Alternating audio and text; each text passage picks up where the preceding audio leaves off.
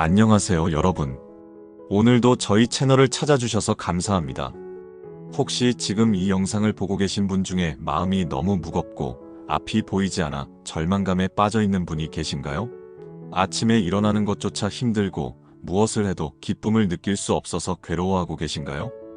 여러분은 혼자가 아닙니다. 현재 우리 사회는 심각한 우울증 문제를 겪고 있습니다. 코로나19 이후 우울증 환자가 급증했고 특히 젊은 세대의 우울증이 사회적 문제로 대두되고 있습니다. WHO에 따르면 전 세계적으로 3억 명 이상이 우울증을 앓고 있으며 이는 더 이상 개인의 문제가 아닌 사회 전체가 관심을 가져야 할 문제가 되었습니다. 하지만 오늘 저는 여러분께 희망의 메시지를 전하고 싶습니다. 수천 년 전부터 인류는 절망과 우울의 순간들을 겪어왔고 성경은 그런 어둠의 시간을 겪는 사람들에게 실제적이고 강력한 위로와 치유의 말씀들을 제공해왔습니다. 오늘 제가 나누고 싶은 것은 단순한 종교적 위로가 아닙니다.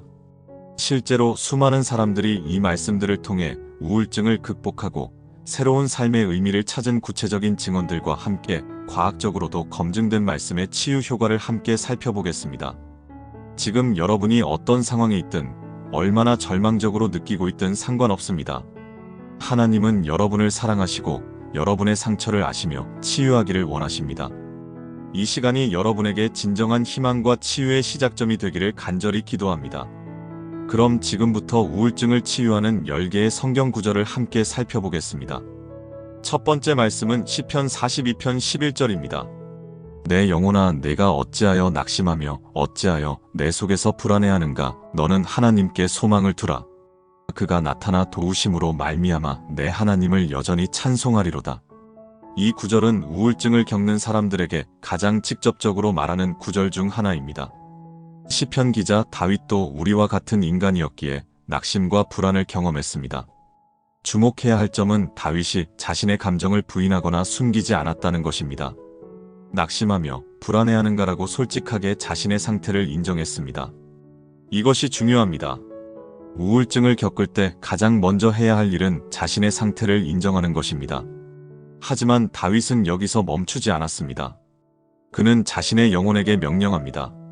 너는 하나님께 소망을 두라. 이것은 단순한 긍정적 사고가 아닙니다. 현실적인 해결책을 제시하는 것입니다. 소망을 둔다는 것은 히브리어로 야할인데 이는 기다린다, 신뢰한다는 의미입니다. 즉, 지금 당장 상황이 바뀌지 않더라도 하나님을 신뢰하고 기다리겠다는 결단입니다. 제가 상담했던 한 청년이 있습니다. 취업에 계속 실패하고 가정 형편도 어려워져서 심한 우울증에 빠졌었습니다. 자살까지 생각할 정도였죠. 하지만 이 말씀을 매일 고백하기 시작했습니다. 처음에는 마음에서 우러나는 것이 아니었지만 계속 반복하면서 점차 마음의 변화를 경험했다고 간증했습니다. 지금은 좋은 직장을 얻어 감사하며 살아가고 있습니다. 그가 나타나 도우심으로 말미암아라는 부분이 핵심입니다. 우리가 소망을 두는 하나님은 단순히 멀리 계시는 분이 아니라 우리 삶에 실제로 나타나셔서 도우시는 분입니다. 우울증으로 힘드실 때 이 말씀을 여러분의 고백으로 만드세요. 내 영혼아, 왜 낙심하고 불안해하는가? 하나님께 소망을 두자. 하나님이 나를 도우실 것이다. 두 번째 말씀은 이사야 41편 10절입니다. 두려워하지 말라. 내가 너와 함께 함이라. 놀라지 말라. 나는 내 하나님이 됨이라. 내가 너를 굳세게 하리라. 참으로 너를 도와주리라. 참으로 나의 의로운 오른손으로 너를 붙들리라. 이 말씀은 우울증의 핵심 증상 중 하나인 두려움과 불안에 직접적으로 응답하는 하나님의 약속입니다. 우울증을 겪는 사람들의 공통적인 경험은 극심한 외로움입니다. 아무도 나를 이해하지 못한다는 고립감, 혼자 모든 것을 감당해야 한다는 부담감이 우울증을 더욱 깊게 만듭니다. 하지만 하나님은 분명히 말씀하십니다. 내가 너와 함께 함이라. 이것은 단순한 위로가 아닙니다. 하나님의 실제적인 임재에 대한 약속입니다. 여러분이 혼자라고 느끼는 그 순간에도 하나님은 여러분과 함께 계십니다. 나는 내 하나님이 됨이라는 개인적인 관계에 대한 선언입니다. 하나님은 우주의 창조주이시지만 동시에 여러분 개인의 하나님이 되십니다. 여러분의 이름을 부르시고 여러분의 상황을 아시고 여러분을 개인적으로 사랑하십니다. 그리고 세 가지 구체적인 약속을 하십니다. 첫째, 내가 너를 굳세게 하리라. 우울증으로 인해 약해진 마음과 의지를 강하게 해주시겠다는 약속입니다. 둘째, 참으로 너를 도와주리라. 혼자 감당할 수 없는 짐을 함께 지시겠다는 약속입니다.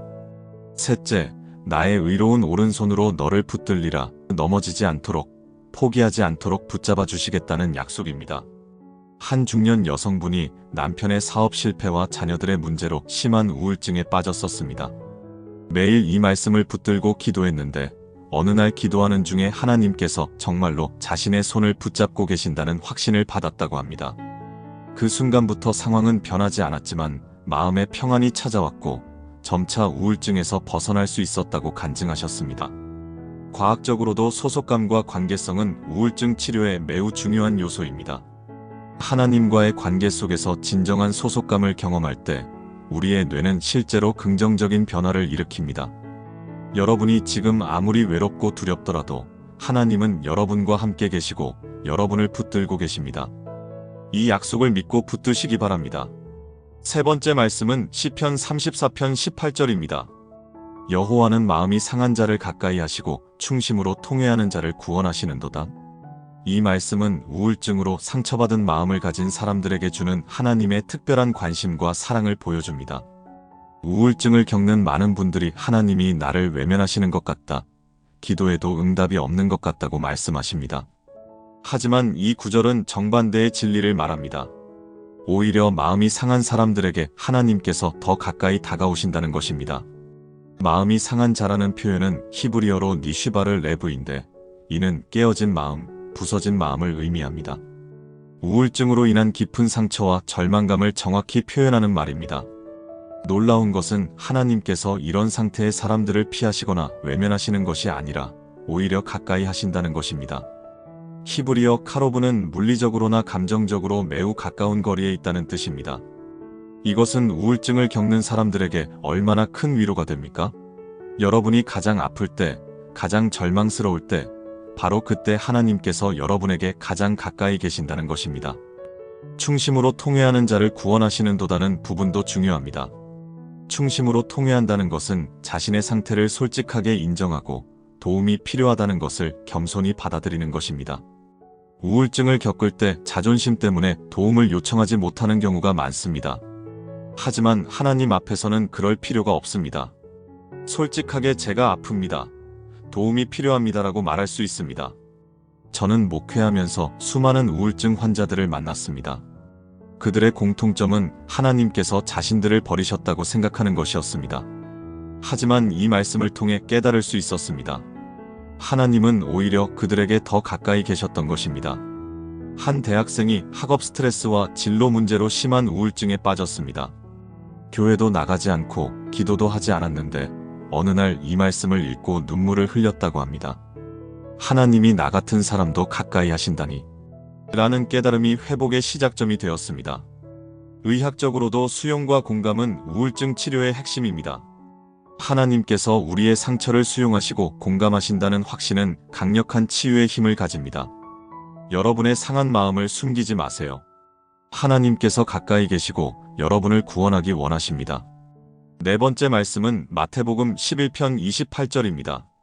수고하고 무거운 짐진 자들아, 다 내게로 오라, 내가 너희를 쉬게 하리라. 이것은 예수님께서 직접 하신 말씀으로 우울증으로 고통받는 모든 이들에게 주시는 초청의 말씀입니다.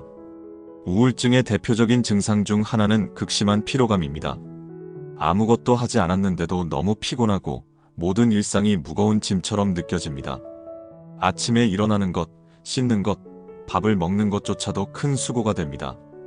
예수님은 바로 이런 상태의 사람들을 부르십니다. 수고하고 무거운 짐진 자들아. 이것은 육체적 수고만을 말하는 것이 아닙니다. 정신적, 감정적 수고까지 포함하는 표현입니다. 우울증으로 인한 정신적 피로는 육체적 피로보다 더 힘듭니다. 끊임없이 부정적인 생각들이 머릿속을 맴돌고 작은 일도 큰 산처럼 느껴집니다. 미래에 대한 불안, 과거에 대한 후회, 현재에 대한 불만족이 24시간 우리를 괴롭힙니다. 하지만 예수님은 다 내게로 오라고 하십니다. 여기서 다라는 말에 주목하세요. 예외가 없습니다. 우울증의 정도가 어떻든, 상황이 어떻든, 과거가 어떻든 상관없이 모든 사람을 초청하십니다.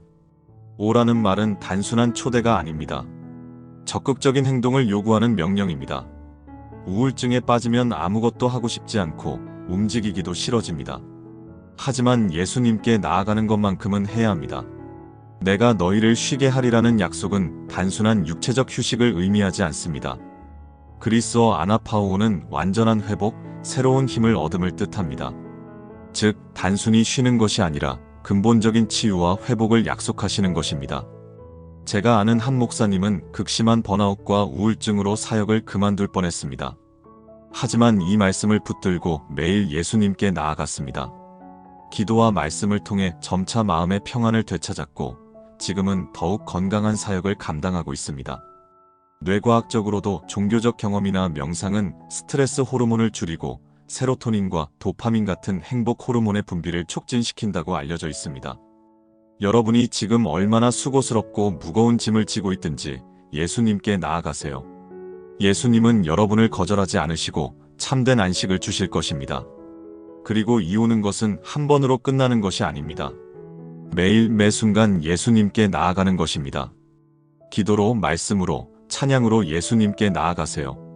다섯 번째 말씀은 로마서 8편 38절에서 39절입니다.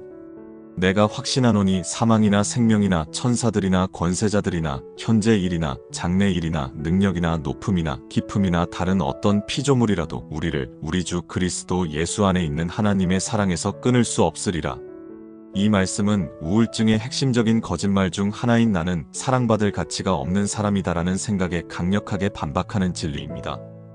우울증을 겪는 사람들의 특징 중 하나는 극도의 자기 비하입니다. 나는 쓸모없는 인간이다. 아무도 나를 사랑하지 않는다. 차라리 없어지는 게 낫겠다는 생각들이 끊임없이 마음을 괴롭힙니다. 하지만 사도 바울은 내가 확신하노니라고 단호하게 시작합니다. 이것은 추측이나 희망사항이 아닙니다.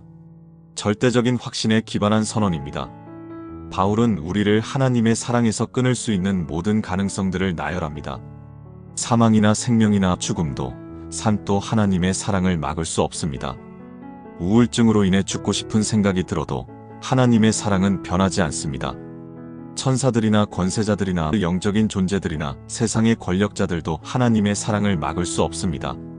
사탄이 우울증을 통해 하나님의 사랑을 의심하게 만들려고 해도 불가능합니다. 현재 일이나 장래 일이나 지금 겪고 있는 고통도 앞으로 올 불확실한 미래도 하나님의 사랑을 끊을 수 없습니다.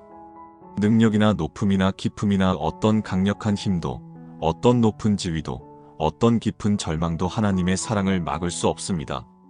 다른 어떤 피조물이라도 이 우주에 존재하는 그 어떤 것도 우리를 하나님의 사랑에서 분리시킬 수 없습니다. 이 얼마나 포괄적이고 절대적인 선언입니까? 우울증이 우리에게 속삭이는 모든 거짓말들이 여기서 무력해집니다. 한 청소년이 학교 폭력과 가정 문제로 심한 우울증에 빠져 자해를 반복했습니다.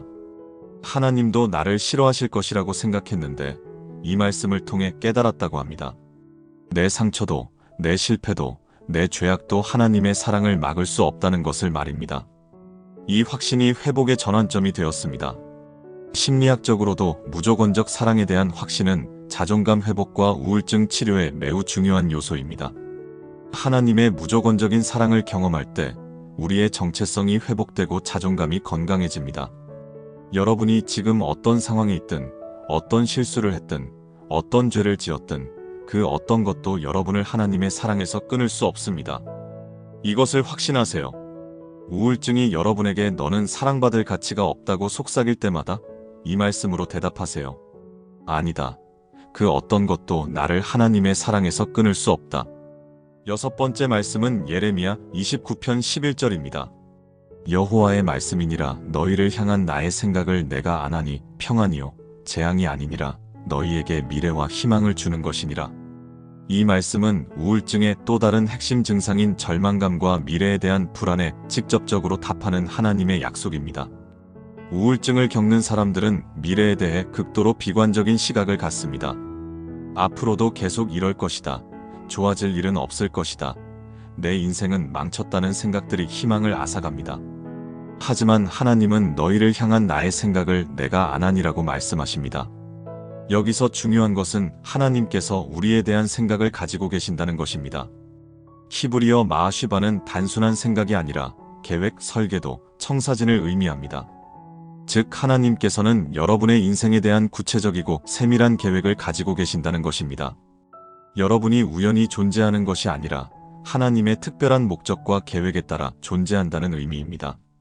그리고 그 계획의 성격을 분명히 밝히십니다. 평안이요, 재앙이 아니니라. 평안이라는 히브리어 샬롬은 단순한 고요함이 아닙니다. 완전함, 온전함, 모든 것이 제자리에 있는 상태를 의미합니다. 하나님의 계획은 여러분을 완전하고 온전한 상태로 만드는 것입니다. 재앙이 아니니라는 부분도 중요합니다. 우울증으로 고통받을 때 하나님이 나를 벌하시는 것 같다. 내가 죄가 많아서 이런 고통을 받는 것 같다고 생각하기 쉽습니다. 하지만 하나님의 생각은 재앙이 아닙니다. 너희에게 미래와 희망을 주는 것이니라는 약속은 현재의 고통이 영원하지 않다는 확신을 줍니다. 미래는 히브리어로 아하리트인데 이는 결말, 끝을 의미합니다. 하나님께서는 좋은 결말을 준비하고 계십니다. 희망은 히브리어로 티크바인데 이는 기대, 기다림을 뜻합니다. 단순한 소망이 아니라 확실한 근거에 기반한 기대입니다. 제가 상담했던 한 중년 남성은 사업 실패와 가정 문제로 극심한 우울증에 빠져 자살을 시도했었습니다. 하지만 이 말씀을 붙들고 하루하루를 버텨나갔습니다. 몇 년 후 새로운 사업 기회가 생겼고 가정도 회복되었으며 지금은 같은 고통을 겪는 사람들을 돕는 사역을 하고 있습니다. 긍정심리학의 아버지로 불리는 마틴 셀리그만 박사의 연구에 따르면 미래에 대한 희망과 의미 있는 목적의식은 우울증 극복의 핵심 요소라고 합니다. 하나님께서 주시는 미래와 희망은 바로 이런 과학적 치료 원리와도 일치합니다. 여러분이 지금 아무리 절망적으로 느껴도 하나님은 여러분에 대한 좋은 계획을 가지고 계십니다. 평안의 계획, 미래와 희망의 계획을 말입니다. 이것을 믿고 붙드세요. 7번째 말씀은 시편 30편 5절입니다. 그의 진노는 잠시요 그의 은총은 평생이로다. 저녁에는 울음이 있을지라도 아침에는 기쁨이 오리로다. 이 말씀은 우울증으로 고통받는 사람들에게 가장 필요한 메시지 중 하나입니다. 바로 시간성에 대한 진리입니다. 우울증의 가장 큰 거짓말 중 하나는 이 고통이 영원할 것이다라는 생각입니다. 지금의 아픔이 마치 평생 계속될 것처럼 느껴집니다. 하지만 이 말씀은 그 거짓말을 정면으로 반박합니다. 그의 진노는 잠시요라는 표현부터 살펴보겠습니다. 여기서 진노는 하나님의 징계나 허용하시는 고난을 의미합니다. 하나님께서 우리를 미워해서 고통을 주시는 것이 아니라 때로는 우리의 성장과 성숙을 위해 시련을 허용하시기도 합니다. 하지만 그것은 잠시입니다. 히브리어 레가는 순간, 짧은 시간을 의미합니다. 아무리 길게 느껴져도 영혼의 관점에서 보면 잠시입니다. 반면에 그의 은총은 평생이로다라고 말합니다. 은총은 히브리어 라존인데 이는 호의, 기쁨, 만족을 뜻합니다. 하나님의 사랑과 은혜는 일시적이 아니라 평생, 아니 영원히 계속됩니다. 그리고 이어지는 말씀이 더욱 구체적입니다. 저녁에는 울음이 있을지라도 아침에는 기쁨이 오리로다. 여기서 저녁과 아침은 단순히 시간을 나타내는 것이 아닙니다. 저녁은 어둠의 시간, 고통의 시간, 절망의 시간을 상징합니다. 반면 아침은 새로운 시작, 희망의 시간, 치유의 시간을 의미합니다. 울음이 있을지라도라는 표현에 주목하세요. 하나님께서는 우리의 울음을 부인하지 않으십니다. 오히려 인정하시고 함께 아파하십니다. 울어도 괜찮습니다. 슬퍼해도 괜찮습니다. 하지만 아침에는 기쁨이 오리로다는 확실한 약속입니다. 기쁨이 온다는 것은 히브리어로 린나인데 이는 환호, 찬양, 승리의 노래를 의미합니다. 단순한 위로가 아니라 진정한 기쁨과 승리가 올 것이라는 약속입니다. 한 젊은 어머니가 산후 우울증으로 극심한 고통을 겪었습니다. 매일 밤 아이를 돌보면서 우울감에 빠져 울기만 했습니다. 하지만 이 말씀을 붙들고 아침에는 기쁨이 올 것이다라고 고백했습니다. 몇 개월 후 우울증이 치유되었고 지금은 같은 고통을 겪는 산모들을 돕는 사역을 하고 있습니다. 신경과학자들은 우울증도 신경과 소성에 의해 치유될 수 있다고 말합니다. 즉, 뇌는 계속 변화하고 회복할 수 있는 능력이 있다는 것입니다. 아무리 깊은 우울증이라도 고정된 것이 아닙니다. 여러분이 지금 저녁의 어둠 속에 있다고 느끼시나요? 눈물로 밤을 지새우고 계신가요? 절망하지 마세요. 반드시 아침이 올 것입니다. 기쁨이 올 것입니다. 이것은 하나님의 약속입니다. 8번째 말씀은 고린도후서 12편 9절입니다. 그가 내게 이르시되 내 은혜가 내게 족하도다. 이는 내 능력이 약한 데서 온전하여짐이라 하신지라. 그러므로 도리어 크게 기뻐하여 나의 약함을 자랑하리니 이는 그리스도의 능력이 내게 머물게 하려 함이라. 이 말씀은 우울증으로 인한 약함에 대해 완전히 새로운 관점을 제시하는 놀라운 구절입니다. 우울증을 겪는 사람들이 가장 힘들어하는 것 중 하나는 약해진 자신에 대한 수치심입니다. 나는 왜 이렇게 약한가? 다른 사람들은 잘 견디는데 나만 왜 이렇게 힘들어하는가라는 생각으로 자신을 더욱 괴롭힙니다. 사도 바울도 가시라고 표현한 어떤 고통을 겪었습니다. 많은 학자들이 이것을 신체적 질병이나 정신적 고통으로 해석합니다. 바울은 이 고통에서 벗어나게 해달라고 3번이나 간절히 기도했습니다. 하지만 하나님의 답변은 예상과 달랐습니다. 내 은혜가 내게 족하도다. 고통을 제거해 주시는 것이 아니라 그 고통 가운데서도 충분한 은혜를 주시겠다는 약속이었습니다. 족하다는 그리스어 아르케오는 충분하다, 만족하다는 뜻입니다. 하나님의 은혜가 우리의 연약함을 완전히 감당하고도 남는다는 의미입니다. 그리고 더 놀라운 말씀이 이어집니다. 내 능력이 약한 데서 온전하여짐이라. 하나님의 능력은 우리가 강할 때가 아니라 약할 때 더욱 분명하게 나타난다는 것입니다. 이것은 세상의 논리와 정반대입니다. 세상은 강함을 추구하고 약함을 숨기려고 합니다. 하지만 하나님의 나라에서는 약함이 오히려 하나님의 능력이 나타나는 통로가 됩니다. 바울은 이 진리를 깨닫고 나서 놀라운 고백을 합니다. 그러므로 도리어 크게 기뻐하여 나의 약함을 자랑하리니. 자랑한다는 그리스어 카우카오마이는 기뻐한다, 즐거워한다는 의미입니다. 우울증으로 인한 약함을 부끄러워할 필요가 없습니다. 오히려 그 약함이 하나님의 능력이 나타나는 무대가 될 수 있습니다. 한 목사님이 심한 우울증으로 강단에 서기도 힘들었던 시절이 있었습니다. 하지만 이 말씀을 통해 깨달음을 얻었습니다. 자신의 약함을 숨기려고 하지 않고 오히려 솔직하게 나누었습니다. 그 결과 더 많은 사람들이 위로를 받았고 하나님의 능력이 더욱 분명하게 나타났다고 간증했습니다. 심리학에서도 취약성의 힘에 대해 연구하고 있습니다.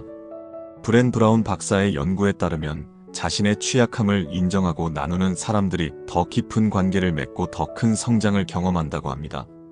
여러분의 우울증, 여러분의 약함을 부끄러워하지 마세요.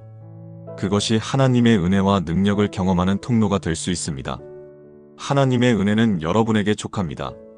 9번째 말씀은 시편 139편 13절에서 16절입니다. 주께서 내 내장을 지으시며 나의 모태에서 나를 만드셨나이다. 내가 주께 감사하옵는 것은 나를 지극히 정묘하게 만드심이라. 주께서 하신 일이 기이함을 내 영혼이 잘 아나이다. 내가 은밀한 데서 지음을 받고 땅의 깊은 곳에서 기이하게 지음을 받을 때에 나의 형체가 주의 눈에 감추어지지 아니하였으며 나의 날들이 있기 전에 주의 책에 다 기록이 되었고 날마다 지으시는 것이 하나도 빠짐이 없었나이다. 이 말씀은 우울증으로 인한 자존감 하락과 자기 혐오에 대한 하나님의 완벽한 해답을 제시합니다. 우울증을 겪는 사람들의 공통적인 특징은 자기 자신에 대한 극도의 부정적 인식입니다. 나는 쓸모없는 존재다. 태어나지 말았어야 했다. 나는 실수작품이다라는 생각들이 끊임없이 마음을 괴롭힙니다. 하지만 이 시편은 우리의 존재에 대한 하나님의 관점을 분명하게 보여줍니다. 주께서 내 내장을 지으시며 나의 모태에서 나를 만드셨나이다는 말씀은 우리의 존재가 우연이 아니라는 것을 선언합니다. 하나님께서 직접, 개인적으로, 의도적으로 우리를 만드셨다는 것입니다. 지으시며라는 히브리어 카나는 소유하다, 창조하다는 뜻입니다. 하나님께서 우리를 소유물로 만드셨다는 의미입니다. 우리는 하나님의 소중한 작품입니다. 나를 지극히 정묘하게 만드심이라는 표현이 얼마나 놀라운지요. 정묘하게라는 히브리어 팔라는 놀랍게, 기이하게, 구별되게라는 뜻입니다. 하나님께서 우리를 만드실 때 세심하고 정교하게 만드셨다는 것입니다. 현대 과학이 발달하면서 인간의 몸이 얼마나 정교하고 복잡한 시스템인지 더욱 분명해지고 있습니다. 우리 뇌만 해도 1000억 개의 뉴런이 100조 개의 시냅스를 통해 연결되어 있습니다. 이런 정교함이 우연의 산물일 수 없습니다. 주께서 하신 일이 기이함을 내 영혼이 잘 아나이다라는 고백은 자기 자신에 대한 올바른 인식입니다. 우리는 기이한 하나님의 작품입니다. 내가 은밀한 데서 지음을 받고 땅의 깊은 곳에서 기이하게 지음을 받을 때에 나의 형체가 주의 눈에 감추어지지 아니하였으면 하나님께서 우리의 형성 과정을 모두 지켜보셨다는 의미입니다. 우리가 모태에서 형성될 때부터 하나님의 세심한 관심과 사랑 속에 있었습니다. 나의 날들이 있기 전에 주의 책에 다 기록이 되었고 날마다 지으시는 것이 하나도 빠짐이 없었나이다는 우리의 인생에 대한 하나님의 계획과 목적이 있다는 확신을 줍니다. 한 10대 청소년이 외모 콤플렉스와 성적 스트레스로 심한 우울증에 빠져 자해를 반복했습니다. 하지만 이 말씀을 통해 자신이 하나님의 정교한 작품이라는 것을 깨달았습니다. 내가 못생기고 공부도 못하지만 하나님이 나를 정묘하게 만드셨다는 고백이 치유의 시작점이 되었습니다. 신경과학자 데이비드 이글먼은 인간의 뇌는 알려진 우주에서 가장 복잡한 구조라고 말했습니다. 우울증을 겪는 뇌도 마찬가지로 놀랍고 정교한 하나님의 작품입니다. 여러분이 지금 자신을 어떻게 보든 상관없습니다. 하나님의 관점에서 보면 여러분은 정묘하게 만들어진 기이한 작품입니다. 이 진리를 믿고 붙드세요. 10번째 말씀은 요한복음 16편 33절입니다. 이것을 너희에게 이르는 것은 너희로 내 안에서 평안을 누리게 하려 함이라. 세상에서는 너희가 환난을 당하나 담대하라. 내가 세상을 이기었노라. 이 말씀은 예수님께서 십자가를 앞두고 제자들에게 하신 마지막 말씀 중 하나로 우울증으로 고통받는 모든 이들에게 주시는 최종적인 승리 선언입니다. 우울증을 겪는 사람들이 가장 힘들어하는 것은 외로움과 패배감입니다. 아무도 나를 이해하지 못한다. 나는 인생의 패배자다라는 생각이 마음을 지배합니다. 하지만 예수님은 분명히 말씀하십니다. 이것을 너희에게 이르는 것은 너희로 내 안에서 평안을 누리게 하려 함이라. 여기서 평안은 그리스어 에이레네인데 이는 단순한 고요함이 아니라 완전한 평화, 모든 것이 제자리에 있는 상태를 의미합니다. 그리고 이 평안은 내 안에서 누리는 것입니다. 내 안에서라는 표현이 핵심입니다. 세상 환경이 바뀌어서 평안해지는 것이 아니라 예수님과의 관계 속에서 예수님 안에서 누리는 평안입니다. 이것은 환경에 좌우되지 않는 평안입니다. 그리고 예수님은 현실을 솔직하게 인정하십니다. 세상에서는 너희가 환난을 당하나 예수님은 우리에게 믿기만 하면 모든 고통이 사라질 것이다라고 말씀하지 않으십니다. 오히려 세상에서는 환난이 있을 것이다라고 현실적으로 말씀하십니다. 환난이라는 그리스어 들립시스는 압박, 고통, 고난을 의미합니다. 우울증도 이런 환난 중 하나입니다. 예수님께서는 이런 고통이 있을 것을 미리 말씀해 주셨습니다. 하지만 여기서 끝나지 않습니다. 담대하라는 명령이 나옵니다. 담대하라는 그리스어 타르세오는 용기를 내라, 두려워하지 말라는 뜻입니다. 그리고 그 근거를 제시하십니다. 내가 세상을 이기었노라. 이것은 단순한 격려가 아닙니다. 역사적 사실에 기반한 선언입니다. 예수님은 십자가에서 죽으시고 부활하심으로써 실제로 세상을 이기셨습니다. 죄와 사망과 절망을 이기셨습니다. 이기었노라는 그리스어 니카오는 완료형으로 이미 완성된 승리를 나타냅니다. 미래에 이길 것이라는 약속이 아니라 이미 이기셨다는 선언입니다. 이것이 우울증으로 고통받는 우리에게 어떤 의미일까요? 예수님께서 이미 우울증의 근본 원인인 절망과 죽음을 이기셨다는 것입니다. 우리는 이미 승리한 편에 속해 있습니다. 한 청년이 취업 실패와 연애 실패로 극심한 우울증에 빠져 있었습니다. 모든 것이 실패한 것 같았지만 이 말씀을 통해 깨달았다고 합니다. 내가 실패했어도 예수님은 승리하셨다. 나는 승리자의 편에 있다는 확신이 회복의 전환점이 되었습니다. 임상심리학에서도 의미치료법이 우울증 치료에 매우 효과적이라고 알려져 있습니다. 빅터 프랭클은 어떤 상황에서도 의미를 찾을 수 있다면 고통을 견딜 수 있다고 말했습니다. 예수님의 승리에 참여한다는 의미, 이미 승리한 편에 속해 있다는 의미는 가장 강력한 치유의 동력이 됩니다. 여러분이 지금 어떤 환난 중에 있든 예수님은 이미 승리하셨습니다. 여러분도 그 승리에 참여할 수 있습니다. 담대하십시오. 지금까지 우울증을 치유하는 10개의 성경 구절을 살펴보았습니다. 이제 이 말씀들을 어떻게 실제로 적용할 수 있는지 구체적인 방법을 알려드리겠습니다. 첫째, 매일 한 구절씩 집중 묵상하세요.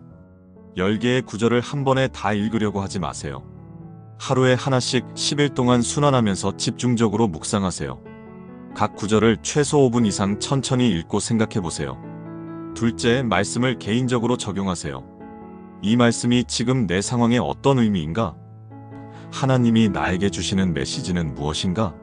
를 구체적으로 생각해보세요. 셋째, 말씀을 소리내어 고백하세요. 마음속으로만 읽지 마시고 소리내어 읽으세요. 뇌과학 연구에 따르면 소리내어 말하는 것이 뇌에 더 강한 인상을 남긴다고 합니다. 넷째, 말씀과 함께 기도하세요. 말씀을 읽은 후에는 그 말씀에 기반해서 기도하세요. 하나님, 이 말씀처럼 저에게도 평안을 주세요. 저의 상한 마음을 치유해 주세요. 라고 구체적으로 기도하세요. 다섯째, 말씀 카드를 만들어 휴대하세요. 10개 구절을 작은 카드에 적어서 지갑이나 가방에 넣고 다니세요. 우울한 생각이 들 때마다 꺼내서 읽어보세요. 성경 말씀을 통한 치유는 매우 효과적이지만 심각한 우울증의 경우 전문가의 도움도 함께 받으시기 바랍니다. 2주 이상 지속되는 심한 우울감, 일상생활이 불가능할 정도의 무기력감, 자살에 대한 구체적 생각이나 계획, 환청이나 환각 등의 증상, 이런 경우에는 반드시 정신건강의학과 전문의의 진료를 받으시기 바랍니다. 신앙과 의학적 치료는 대립하는 것이 아니라 상호 보완적입니다. 우울증 환자를 대할 때 기도하면 낫는다. 믿음이 부족해서 그렇다는 식으로 말하지 마세요. 대신 함께 말씀을 읽고 함께 기도해 주세요. 판단하지 말고 그냥 옆에 있어 주세요. 우울증에 대한 편견을 버리고 아픈 사람들을 품는 공동체가 되어야 합니다. 우울증은 영적인 문제이면서 동시에 의학적인 문제이기도 합니다. 균형 잡힌 관점을 가져야 합니다. 사랑하는 여러분, 오늘 우리는 우울증을 치유하는 하나님의 말씀들을 함께 살펴보았습니다. 혹시 지금 이 영상을 보시는 분 중에 내가 과연 이 우울증에서 벗어날 수 있을까? 라고 의문을 갖는 분이 계실지도 모릅니다. 저는 확신을 가지고 말씀드립니다. 절대 포기하지 마세요. 우울증은 여러분의 정체성이 아닙니다. 여러분이 겪고 있는 하나의 상황일 뿐입니다. 여러분은 우울증 환자가 아니라 하나님의 사랑받는 자녀입니다. 치유는 하루아침에 오지 않을 수도 있습니다. 때로는 더 어두운 터널을 지나가야 할 수도 있습니다. 하지만 분명한 것은 하나님께서 여러분과 함께 그 터널을 지나가실 것이라는 점입니다. 오늘 나눈 10개의 성경 구절들을 기억하세요. 하나님께 소망을 두라. 시편 42편 11절. 두려워하지 말라. 내가 함께한다. 이사야 41장 10절. 하나님은 상한 자를 가까이 하신다. 시편 34편 18절. 수고한 자들아 내게로 오라. 마태복음 11장 28절. 아무것도 하나님의 사랑에서 끊을 수 없다. 로마서 8장 38절에서 39절. 하나님은 좋은 계획을 가지고 계신다. 예레미야 29장 11절. 저녁에는 울음이 있어도 아침에는 기쁨이 온다. 시편 30편 5절. 하나님의 은혜가 내게 족하다. 고린도후서 12장 9절. 너는 하나님의 정교한 작품이다. 시편 139편 13절에서 16절. 예수님이 세상을 이기셨다. 요한복음 16장 33절. 이 말씀들이 여러분의 마음에 뿌리내려서 치유의 열매를 맺기를 기도합니다. 제가 지난 10년간 목회하면서 만난 수많은 분들이 이런 말씀들을 통해 우울증에서 회복되었습니다. 20대 초반의 한 청년은 취업 스트레스와 가정 불화로 심한 우울증에 빠져 1년 넘게 집에만 틀어박혀 있었습니다. 하지만 매일 이런 말씀들을 묵상하면서 점차 희망을 회복했고, 지금은 좋은 직장에서 일하며 같은 고통을 겪는 청년들을 돕는 멘토 역할을 하고 있습니다. 40대 중반의 한 주부는 자녀들의 사춘기 문제와 경제적 어려움으로 극심한 우울증과 불안장애를 겪었습니다. 병원 치료와 함께 매일 성경 말씀을 묵상했는데 특히 하나님의 은혜가 내게 족하다는 말씀이 큰 힘이 되었다고 합니다. 지금은 완전히 회복되어 건강한 가정을 이루고 살아가고 있습니다. 50대 남성 사업가는 사업 실패로 인한 극심한 우울감과 자괴감에 빠져 있었습니다. 하나님은 좋은 계획을 가지고 계신다는 말씀을 붙들고 새로운 시작을 했는데 지금은 더 안정적인 사업을 하며 어려운 이웃들을 돕는 사회봉사 활동도 활발히 하고 계십니다. 최근 연구들은 종교적 믿음과 영성이 우울증 치료에 실제로 도움이 된다는 것을 보여주고 있습니다. 하버드 의대의 연구에 따르면 규칙적인 종교 활동에 참여하는 사람들은 우울증 발병률이 현저히 낮다고 합니다. 또한 우울증에 걸렸을 때도 회복 속도가 더 빠르다는 결과를 보였습니다. 듀크 대학교의 해롤드 퀘니그 박사는 30년간의 연구를 통해 종교적 믿음이 우울증, 불안, 자살률을 현저히 감소시킨다고 발표했습니다. 성경 말씀의 묵상과 기도는 다음과 같은 생리적 변화를 가져옵니다. 첫 번째, 스트레스 호르몬인 코르티솔 감소. 두 번째, 행복 호르몬인 세로토닌과 도파민 증가. 세 번째, 혈압과 심박수 안정화. 네 번째, 면역 기능 향상. 다섯 번째, 수면의 질 개선. 이는 단순한 종교적 믿음의 문제가 아니라 실제 의학적으로 검증된 효과들입니다. 우울증은 개인의 문제이면서 동시에 사회적 문제입니다. 특히 코로나19 이후 우울증 환자가 급증했고 코로나 블루라는 신조어까지 생겨났습니다. 이런 시대에 교회와 종교 공동체의 역할이 더욱 중요해지고 있습니다. 단순히 기도하면 낫는다는 식의 접근이 아니라 전문적인 의학적 치료와 영적 돌봄을 병행하는 통합적 접근이 필요합니다. 교회는 우울증에 대한 편견을 없애고 아픈 사람들을 따뜻하게 품는 공동체가 되어야 합니다. 판단하지 않고 함께 울어주고 함께 말씀을 나누며 회복될 때까지 끝까지 동행하는 것이 진정한 사랑입니다. 우울증 환자의 가족들도 많은 어려움을 겪습니다. 어떻게 도와야 할지 모르겠고 때로는 답답하기도 합니다. 가장 중요한 것은 인내심을 갖는 것입니다. 우울증은 감기처럼 며칠 만에 낫는 병이 아닙니다. 몇 개월, 때로는 몇 년이 걸릴 수도 있습니다. 왜 그렇게 생각하니? 다른 사람들은 다 잘 사는데 라는 식의 말은 오히려 상처를 줄 수 있습니다. 대신 내 마음이 아프구나, 함께 이겨내자라고 말해주세요. 함께 성경을 읽고 함께 기도하고 함께 교회에 나가는 것도 큰 도움이 됩니다. 혼자가 아니라는 느낌을 주는 것이 중요합니다. 성경 말씀을 통한 치유가 아무리 강력해도 심각한 경우에는 반드시 전문가의 도움을 받아야 합니다. 다음과 같은 증상이 있을 때는 즉시 정신건강의학과를 방문하세요.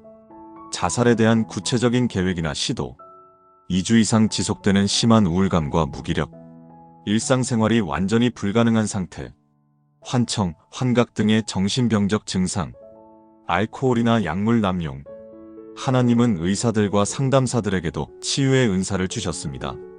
신앙과 의학은 대립하는 것이 아니라 함께 협력하여 우리를 치유하는 것입니다. 사랑하는 여러분, 우울증은 여러분을 정의하지 않습니다. 여러분은 우울증을 겪는 사람이 아니라 하나님께 사랑받는 귀한 존재입니다. 지금 당장 모든 것이 변하지 않아도 괜찮습니다. 한 걸음씩 하루씩 하나님과 함께 걸어가면 됩니다. 어둠이 아무리 깊어도 새벽은 반드시 옵니다.